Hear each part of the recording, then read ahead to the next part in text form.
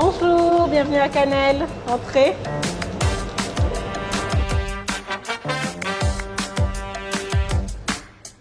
Je m'appelle Margot Dursa. Depuis toute petite, je suis passionnée par la pâtisserie. Alors, après 10 ans passés en France, je suis revenue au Sénégal en fin 2011. Donc, j'ai commencé à travailler en mi-2012 en tant que responsable des ressources humaines. Lorsque je suis revenue au Sénégal, m'installer au Sénégal, des amis à moi m'ont dit « mais pourquoi tu ne vendrais pas tes gâteaux ?» Puis en aiguille, j'ai commencé à prendre des commandes. Et je me rappelle, je prenais carrément des congés pour pouvoir honorer les commandes, et à un moment donné, il a fallu très clairement faire un choix. Soit je continuais dans un boulot qui, certes, ramenait des revenus, mais qui au final ne m'intéressait pas tant que ça, soit me plonger directement dans ce que j'aimais faire et ce que je savais faire au final, donc c'était les gâteaux. Donc, ce fut une décision qui était assez difficile à prendre. J'ai démissionné en avril 2017 et j'ai créé la boîte à ce moment-là, j'ai créé Cannelle. Et donc j'ai travaillé en tant qu'entrepreneur seul pendant 2 ans à la maison. En 2019, qu'on a emménagé à Baobab. Baobab, c'est la maison où j'ai grandi en fait. J'ai récupéré l'annexe où en haut il y a le labo, mon bureau, et en bas on a la boutique en fait où on propose des produits.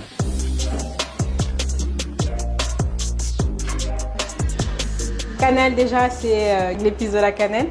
Et ensuite, comme on travaille pas mal avec les produits locaux, il y a un département à Matam, dans le nord du pays, qui s'appelle Cannelle. Et ma mère est originaire de Matam. Et donc c'est un petit clin d'œil pour elle, Cannelle. Voilà. J'ai pas fait d'école de pâtisserie. J'ai appris en me formant via les vidéos YouTube, via les blogs de certains pâtissiers, qu'ils soient professionnels ou amateurs. Parce qu'un gâteau qu'on fait avec en petite quantité et des grosses quantités, c'est pas la même chose, c'est pas le même process. Donc après, il a fallu se perfectionner. On ouvre fin 2019. J'ai demandé à bénéficier d'un accompagnement de jeunes entrepreneurs. Donc c'est tombé pile poil début 2020 où on commençait à parler de la pandémie, tout ça.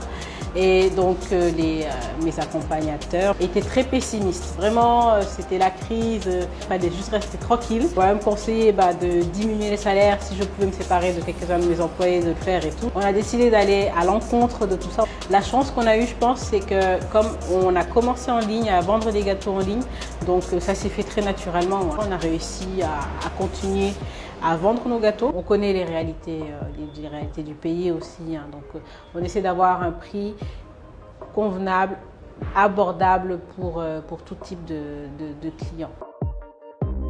Lorsque j'ai commencé à travailler la fleur d'hibiscus, le bissap, que l'on trouve en général sous forme de boisson, hein. C'est une boisson très rafraîchissante. Et donc c'était l'entrée au bissap. Comme on a vu que le bissap marchait assez bien, on a commencé à tester d'autres produits, donc notamment le ditart. Donc le ditart, c'est un fruit qui se consomme soit comme ça nature, soit en jus. Et sinon, il y a le mad. Donc le mad, c'est un fruit, je ne sais pas comment l'expliquer, c'est un fruit qui est très prisé, surtout par les femmes ici. Et à l'intérieur, il y a des petits grains ou des petits noyaux qu'on suce. Et ici, en général, c'est fait, on y met du sel, du sucre, donc c'est assez sucré-salé. C'est un fruit qui est un peu acide. Et on l'a travaillé en tarte. Donc la tarte mad, on retrouve le mad aussi bien en confit à l'intérieur qu'en crème. Et donc ça, en général, quand on le poste sur les réseaux ou bien quand il est en vitrine, ça ne dure pas très longtemps. Les gens sont très friands. On s'est rendu compte que les produits locaux plaisent, mais il y a quand même une bonne partie de nos clients qui adorent le chocolat.